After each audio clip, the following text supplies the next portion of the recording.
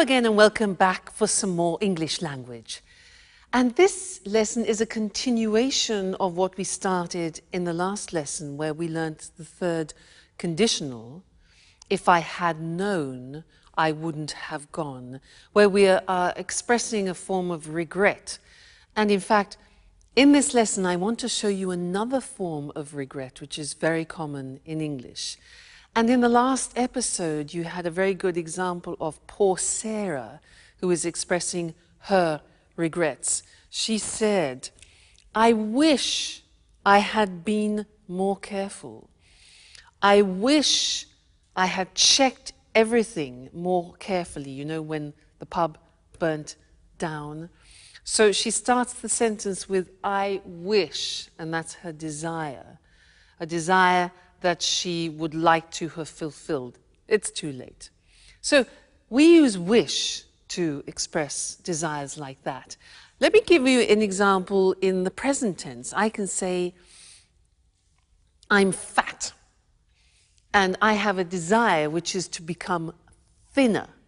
So I would say, I wish I were thinner. Let's look at the screen and I'll help you with this, because we can use wish in the present and also in the past, so the grammar form changes. Let's first look at how we use it in the present. I say I'm fat, I'm overweight, all right? So my wish is, I wish I were thinner. Now, this is very interesting because it's an example of the subjunctive in English. Now, the subjunctive has disappeared from the language, but only in this case do we use it. We don't say, I wish I was, but I wish I were thinner. Okay, so an important exception, that. Another example is, I don't know how to cook, and I have a desire, a wish to change that. So I could say, I wish I knew how to cook. Notice that the verb know goes into the past, simple past. I wish I knew how to cook. She can't speak another language. So the girl can't speak another language. She has a desire. She says she wishes she could speak another language. So we're in the present. She wishes, I wish, you wish, he wishes. She could in the simple past, all right? She wishes she could. So that is a present desire that you have. If, in the case of Sarah, your desire is in the past, which often becomes then a regret, the grammatical form changes. Have a look.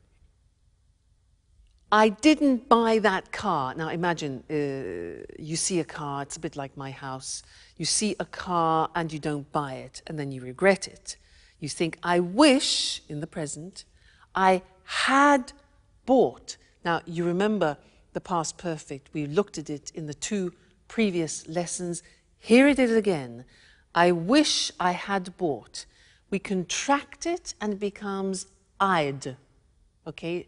Now be careful, because I'd, when it's contracted in English, could be I would or I had. Now, would never be followed by the past participle.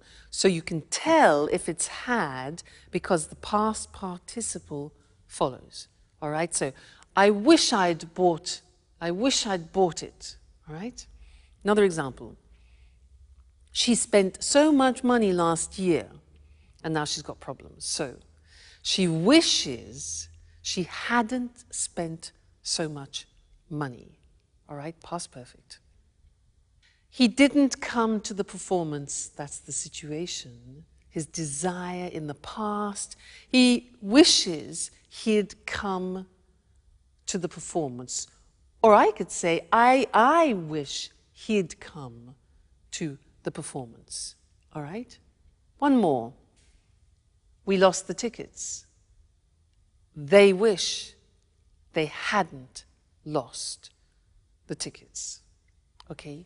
So that is an important verb, wish. It's important because often we want to express our desires both in the present, I wish I were thinner, and also in the past, I wish I had studied more languages. All right, so when you want to use wish, think, is it present, is it past? And then choose the correct grammar form. Great. So I wish I had met you earlier. We could have done a lot of language together. But I look forward to seeing you next lesson. Okay? Bye.